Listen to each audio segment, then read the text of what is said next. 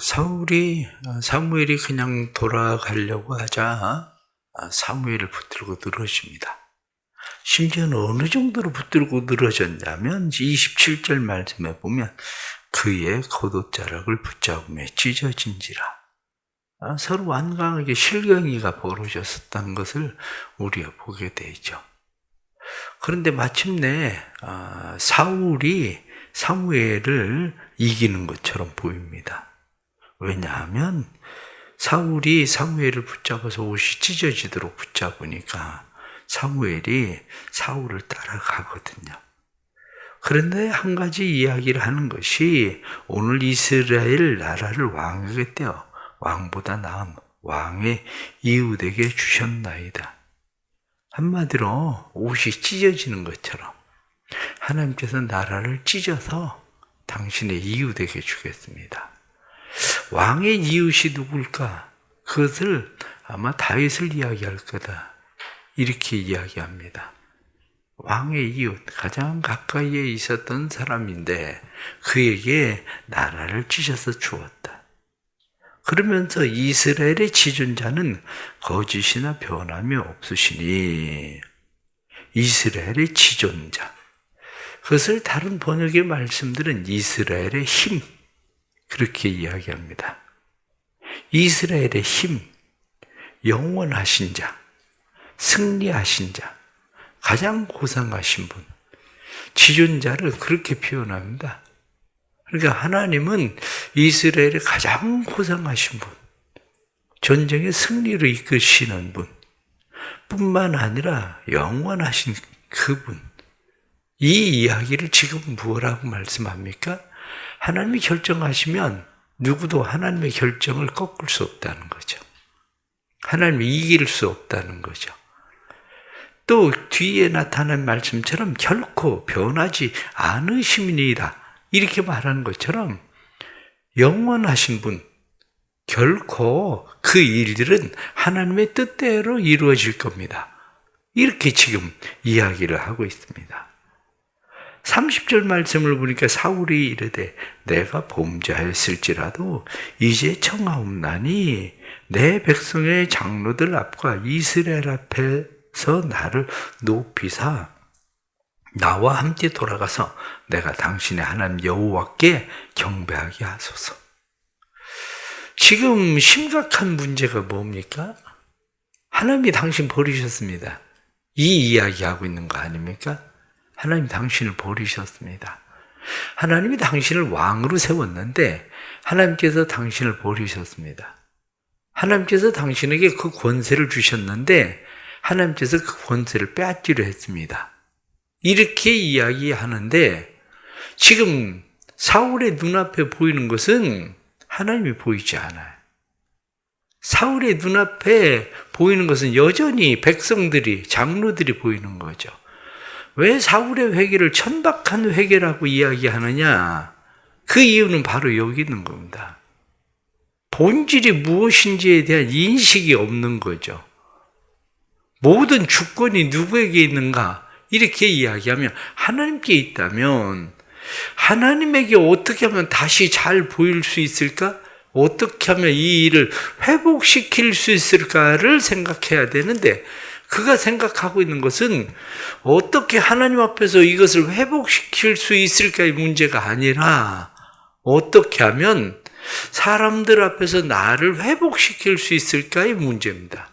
왜냐하면 사무엘이 그냥 돌아갈 때 사울은 자기의 체면에 엄청난 손상을 입는다고 생각을 하게 된 거죠. 그러나 다시 하나 생각을 해 보십시오. 하나님의 명령인데 사울이 불순종을 했어요. 그러면 하나님은 어떻게 되는 겁니까? 불순종은 하나님의 명예에 심각한 손상을 입히는 것이 불순종이에요. 그런데 사람들은 내가 불순종하는 것이 하나님의 명령에, 하나님의 명예에 심각한 손상을 입힌다는 사실은 의식하지 않아요. 단지 지금 사울처럼 내가 그렇게 했을지라도, 내가 범죄했을지라도 이렇게 성경이 말씀하고 있는 거, 범죄했다? 죄를 지었다는 이야기죠. 그래서 죄에 대해서 뭘 하고 이야기하느냐면 죄는 자기가 낳은 자식이다. 그러나 문 앞에 세워두고 싶지 않은 자식이다. 이렇게 얘기하는 게 죄입니다. 내가 낳은 자식 맞아요, 죄가.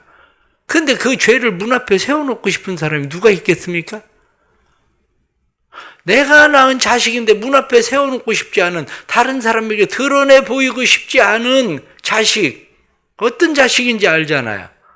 합법적이 아닌 자식이기 때문에, 불법의 자식이기 때문에 문 앞에 세워놓고 싶지 않은 자식이란 말이죠. 죄는 그런 거라는 거예요. 그럼에도 불구하고 사울은 내가 그렇게 했을지라도 내 체면은 살려주십시오. 이렇게 이야기하고 있는 거죠. 그런데 31절 말씀 보니까 이에 사무엘이 돌이켜 사울을 따라가며 사울이 여호와께 경배하니라.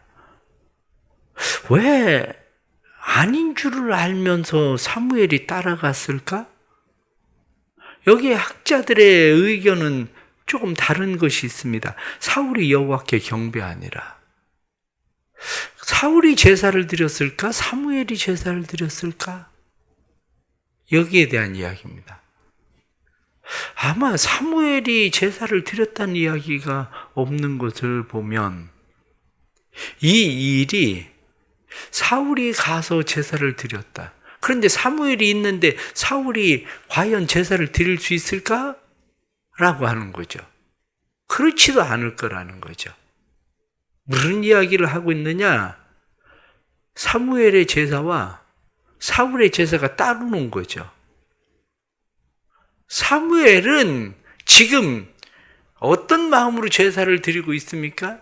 뒤에 나타나는 말씀 가운데 35절 말씀에 이는 그가 사울을 위하여 슬퍼함이었고 이렇게 말씀하는 것처럼 사울의 죄를 사하기 위하여 제사를 드린 게 아니라 사무엘은 슬퍼함으로 공의를 행하기 위한 제사를 드렸다고 보는 거예요. 그런데 사울은 여호와께 경배했다? 무슨 이야기를 하고 있습니까? 하나님이 받지 않으시는 예배를 드리고 있었다는 거죠. 보이기에는 경배를 하는 것처럼 보이지만 단지 사람들에게 보여지기 위한 예배. 정말 사울이 하나님 앞에서 회개하는 회개의 제사가 아니라 이 제사가 왜 중요한지를 우리가 생각을 해 보십시오. 순종이라는 것을 먼저 생각하면 순종 이렇게 이야기하면 순종에 대해서는 뭐라고 이야기하냐면 순종은 무죄 시대의 하나님에 의한 명령이고 의무다 이렇게 얘기해요. 죄가 없을 때부터 순종은 자연 법칙에 의한 영원한 것이다 이렇게 얘기합니다. 순종은 왜냐? 자연이라고 하는 것이 이미 하나님의 명령하신 그 명령에 의해서 자연은 영원히 그냥 하나님의 명령에 따라 순종한다는 거예요. 그런데 제사는 뭐냐? 이렇게 이야기하면 제사는 죄가 세상에 들어왔을 때에 그때 하나님께서 그들에게 행하도록 한 실정법에 의한 행위다. 이렇게 말하는 거죠. 그러면 시작되기 전부터 무죄 시대부터 진행되어지는 순종이 옳은 것인지 아니면 죄가 들어오고 나서 지켜져야 되는 것이 우선인지 이 우선의 문제가 벌써 달라진다는 거죠. 그런데 사울은 지금 어디에다 초점을 두고 있는 거냐면 사울이 초점을 두고 있는 것은 순종이라고 하는 것이 아니라 그 뒤에 나오는 실정법에 나오는 한마디로 제사에 관심을 가지고 있다는 거죠. 순종이라고 하는 것은 그렇게 중요합니다. 그런데 그것을 그 뒤에 나타난 말씀을 보면 알게 되는 것이 32절의 말씀을 보면 사무엘이 아각을 불러냅니다. 아각을 불러내니까 아각이 즐거운 마음으로, 여기 성경에 나타난 말씀 보니까 아각이 즐겁게 나옵니다. 왜? 이제는 살았구나. 나이 든 사무엘이 나를 부르는 거 보니까 나를 살려주려고 하나 보다. 헛된 희망이죠. 그러니까 아각이 헛된 희망을 가지고 무엇하고 이야기합니까? 사망의 괴로움이 지났도다. 죽을까봐 이제 막 두려움에 공포에 벌벌 떨고 있는 이 상황에서 이 사망의 괴로움이 나한테 지났다. 이젠 살겠다. 이렇게 생각을 했는데 웬걸? 뒤에 나타난 말씀을 보니까 사무엘이 여호와 앞에서 아각을 찍어 쪼개니라. 찍어 쪼갠다는 이야기가 무슨 이야기입니까? 제사에 대한 이야기잖아요. 제사를 드릴 때에 각을 뜬다, 찍어서 쪼갠다. 하나님의 공의가 실현되어지는 것에 대한 이야기예요. 왜 사무엘이 사울을 따라서 돌아갔을까? 사무엘이 제사를 드리러 갔을까? 그렇게 얘기하지 않는 거죠.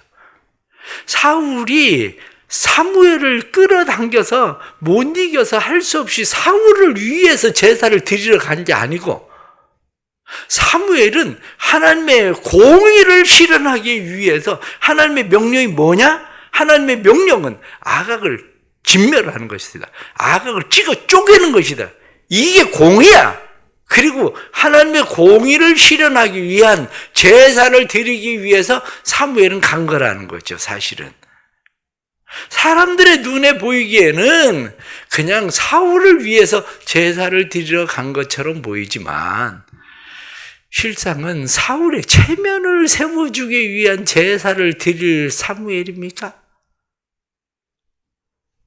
사울의 체면을 위해서 제사를 드려줄 사무엘이면 사람들 앞에서 당신이 망령된 짓을 행했습니다. 그래서 하나님 당신 버리실 겁니다. 당신 나를 찢어서 다른 사람에게 줄 겁니다. 이렇게 말하지도 않았다는 거죠. 그가 제사를 드리러 간 것은 당신은 하나님의 명령을 어기고 공의를 행하지 않았지만 하나님의 명령은 이겁니다. 공의를 행하는 건 이겁니다. 순종이 제사보다 나은 이유가 바로 이겁니다. 그리고 순종이 제사보다 나은 것이 무엇인가를 보여주기 위해서 사무엘은 갔을 거라는 거예요. 그게. 그래서 결국에는 아각은 죽음을 당하게 됩니다.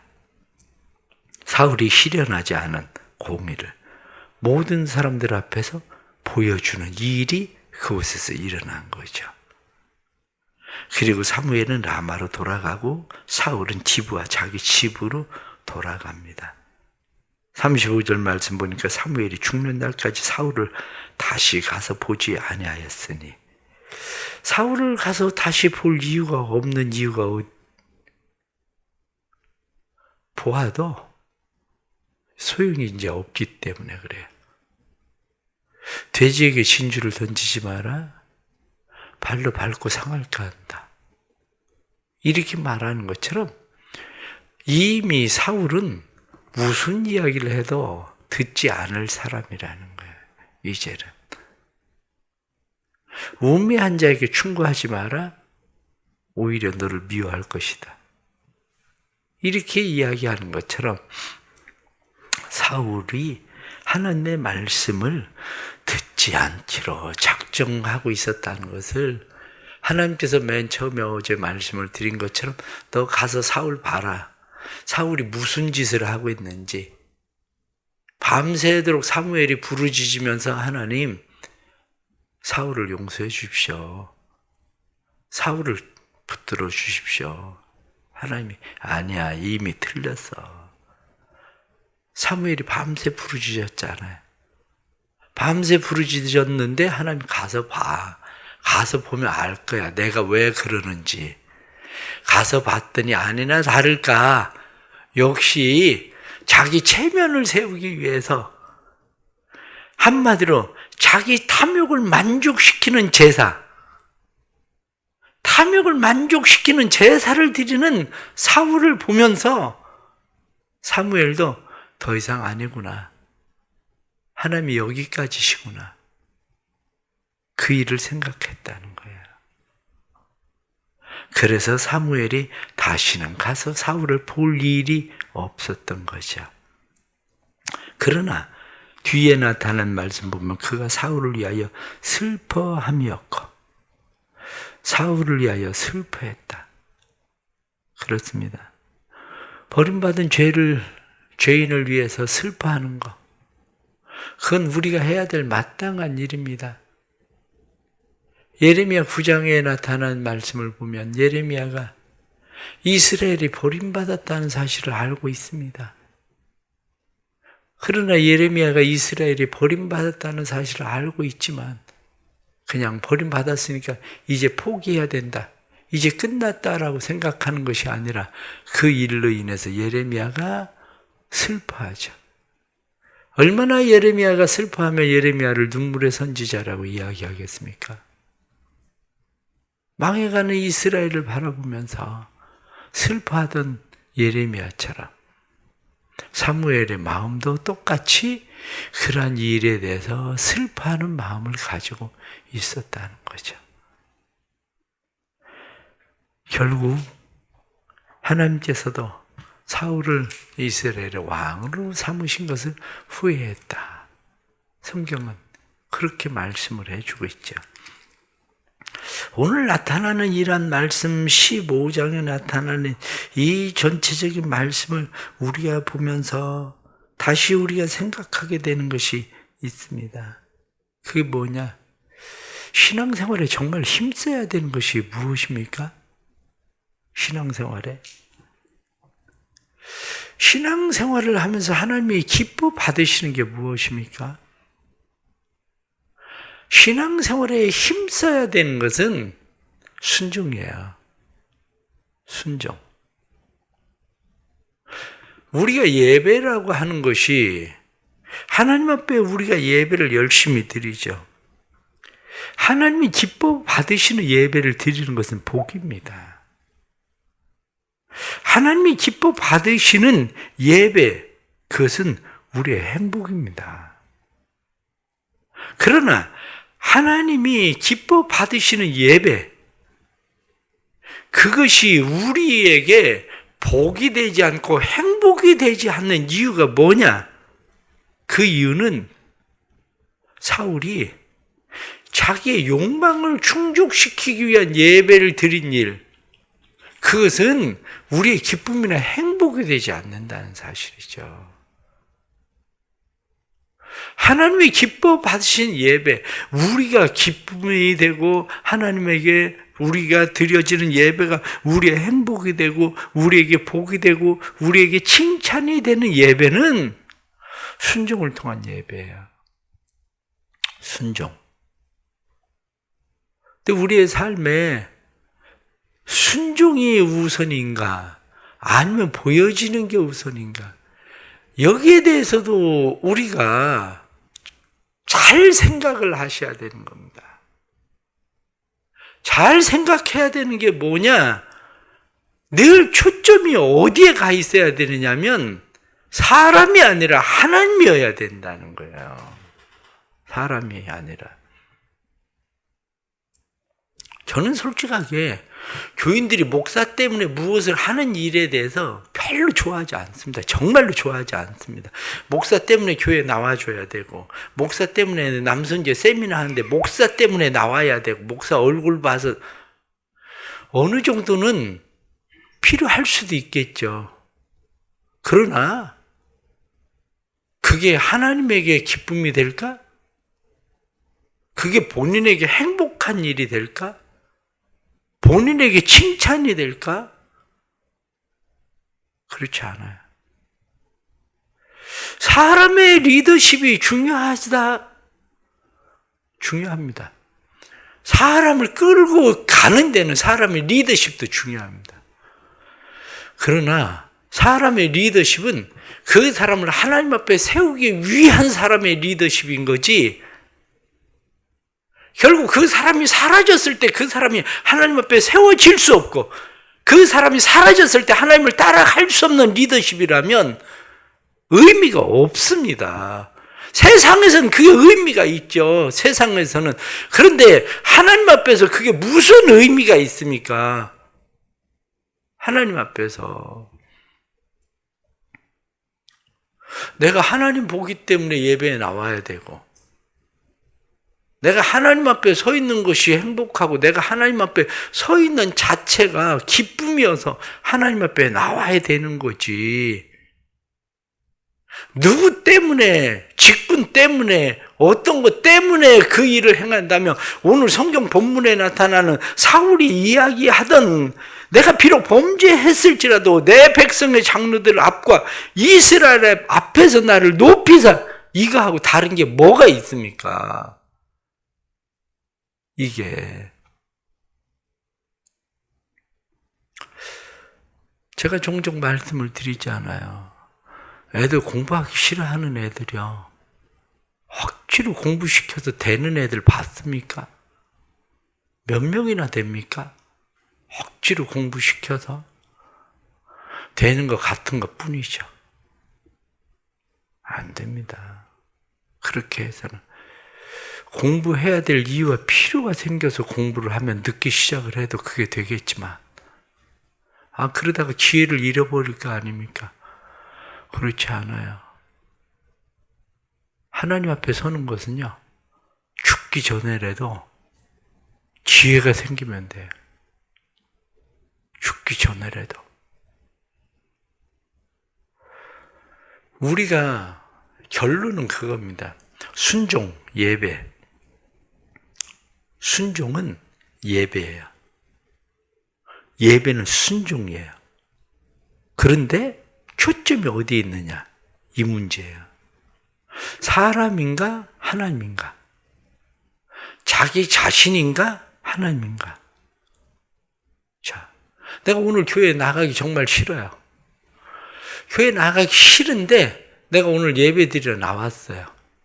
교회 나가기 싫은데 예배 드리러 나왔습니다. 교회 가기 싫은데 예배 드리러 나왔으면 잘한 겁니까? 못한 겁니까? 그거는 행위 가지고는 판단이 안 된 거예요. 내가 또 교회 안 나가면 사람들이 목사님 또 전화하겠지. 틀린 거예요. 그래, 내가 교회 가기 싫은데, 예배 드리기 싫은데, 그래, 그래도 이게 내가 해야 될 일이지. 내가 하나님 앞에 나를 위해서 예배를 드리는 게 아니라 하나님을 위해서 드리는 예배니까. 내가 억지로 예배 드렸다고 하나님이 안 받으십니까? 그게 착각이에요. 내가 억지로 예배를 드렸다고 하나님이 안 받는 게 아니라 억지로 내가 하나님 앞에 순종함으로 예배를 드리면 그냥 즐겁게 예배를 드린 사람보다 하나님이 더 기뻐하십니다. 왜? 성경은 너희가 순종하는 채만 해도 내가 너희에게 복을 주겠다는 거거든요. 핵심이, 초점이 어디에 있느냐 이 문제예요. 보여지는 문제가 아니라 새벽에 나와서 여러분들이 억지로 여기서 나온 사람이 누가 있습니까? 아무도 없잖아요. 뭐 새벽에 안 나온다고 해서 혹시 내가 그래도 교회 직분자인데 새벽에 안 나오면 체면 때문에 나오셨습니까? 그러면 지금 생각을 바꿔야 돼요. 예배를 드리지 말란 얘기가 아니라 지금 생각을 바꿔야 돼요. 내가 첫 시간을 하나님 앞에 하나님과의 만남으로 시작하는 것이 내 삶에 마땅히 해야 될 일이지라고, 이게 의무지, 이게 내가 순종해야 될 일이지라는 생각으로 생각을 바꿔야 되지. 또 미련한 사람들은 꼭 그래, 하나님 뭘 기뻐하지도 않는데 뭐하러 가서 예배를 드려, 기뻐하지 않는데 새벽에 잠 안 자고 거기를 나가겠어? 이것처럼 어리석은 사람들이 없는 거예요. 이거 원래 그러기로 작정된, 어떤 면으로 보면 사울과 별로 크게 차이 없는 사람들인 거예요. 이게 우리는 왜 하나님 앞에 우리를 세웁니까? 우린 왜 예배자가 되려고 하는 겁니까? 그 한 끗 차이예요. 초점. 누가 어떻게 보든지 그게 중요한 게 아니라, 그게 상관 있는 게 아니라, 내 초점이 사울이 볼 때에, 사무엘이 나한테 그래도 내 체면 생각에 순종해 주느라고 오는구나. 다른 사람들이 볼 때에, 이게 왜, 뭐지? 금방 왕을 버렸다고 저주하고 그러듯이 이야기했다가 사울을 위해서 제사 드리러 가? 이렇게 생각할지 몰라도 사무엘은 철저합니다. 이게 하나님의 공의야. 이게 제사야. 그리고 그것을 보여주기 위한. 사람들이 어떻게 보느냐에 달려있지 않아요. 우리의 신앙이 사람에게 보여지는 게 아니라 하나님에게 보여지는 삶의 신앙들로 우리를 세워가는 그 은혜가 있기를 바랍니다. 기도하겠습니다. 하나님 아버지, 우리를 다시 세워주옵소서. 하나님 앞에 우리를 세워주옵소서. 아버지 하나님, 우리가 범죄했을지라도 진정한 회개로 돌아서는 은혜를 주시고, 하나님 저희들에게 은혜를 베풀어 주셔서 저희들이 하나님이 기뻐하시는 일이 무엇인지, 우리가 마땅히 해야 될 일이 무엇인지를 생각하는 사람들이 되게 해 주옵소서. 사랑하는 교회에 하나님 은혜를 주시고, 사랑하는 성도들이 사람의 눈에 보여지기 위해서가 아니라, 사람에게 맞춰지기 위해서가 아니라 하나님에게 초점을 두고 하나님에게 맞추기 위한 그러한 믿음의 헌신, 순종이 될 수 있도록 주님 도와주옵소서. 사랑하는 교회를 주께서 이끌어 주시고, 교회를 통해서 주님의 나라가 세워져 가도록 주님 도와주시되, 하나님을 만나고 하나님을 경험함이 사랑하는 성도들의 삶에 일어나도록 도와주옵소서.